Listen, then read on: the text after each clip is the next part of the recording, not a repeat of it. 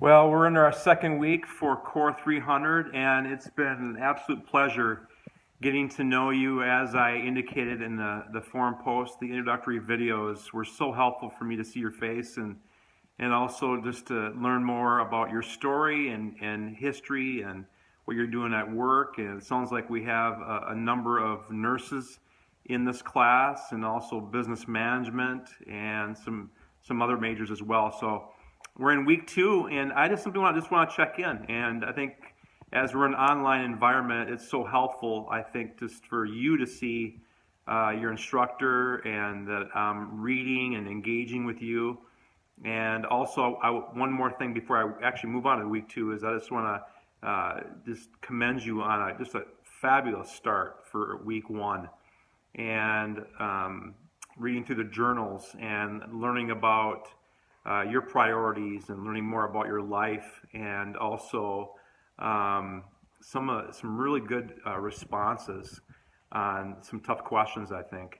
Also, one of the things that you'll find out tomorrow is I'll have your grade for your essay on pietism, worldview, and goals. So looking ahead to week 2, I think we have some solid content. Just looking at what you're going to be engaging with, Martin Luther King Jr.'s letter from Birmingham jail, which I regard actually as one of the finest pieces of American literature.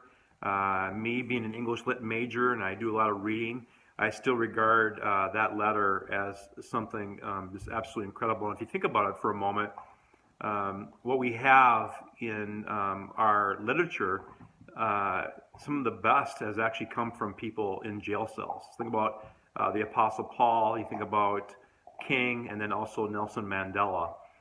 And I think you're really going to enjoy this week and the activities that you have.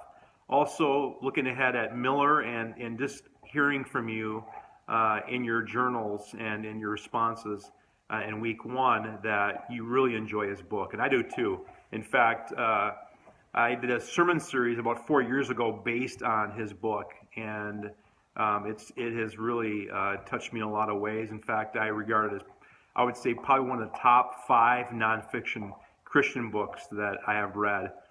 And this week in chapters 25 through 36 that you'll be reading, some of the topics that you're going to read about is how we can make a better story. Oftentimes we talk about, especially in the beginning of a new year, how we can improve our lives, how we can get better at certain things. But I like Miller's approach when he looks at life as a narrative, as a story, and how we can write a better story for ourselves.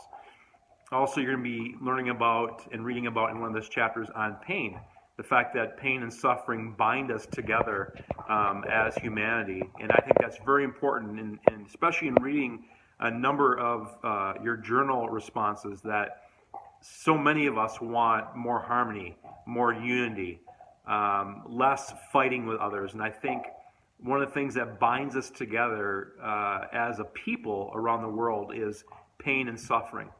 In another chapter, Miller talks about great stories have memorable moments.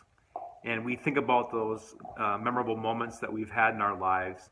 And those are so important, and especially as we look ahead too, as we live life, is to be, what I say, fully present. That when opportunities come up for us to be a part of a memorable scene, or just to have our eyes open to the world around us, can make a big difference on the kind of story that we're writing. So again, I want to commend you on a fabulous first week. And I'm here at home in my house in Plymouth, and I'm just going to shoot the camera around so you can see, let's see here how I do this here. Let's spin around this way. My dogs right here, you can see them.